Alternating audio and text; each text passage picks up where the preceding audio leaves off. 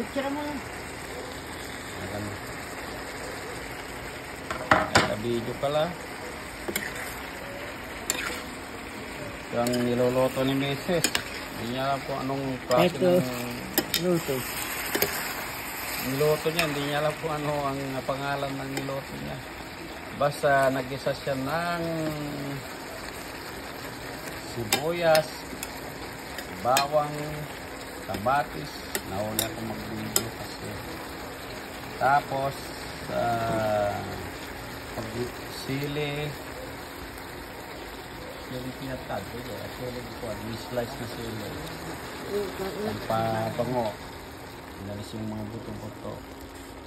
Tapos chicharo, yung yung green na yan, chicharo. Tapos yung singkamas na parang in-slice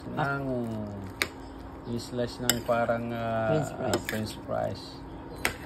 Tanungin natin, baka alam na Mrs. ang pan. Anong pangalan nito, Mrs.? I don't know kung kulanti, makulit. I don't know sa English. Makulit. I don't know makulit. Yan, ang putahe. Tingnan natin mamaya kung masarap.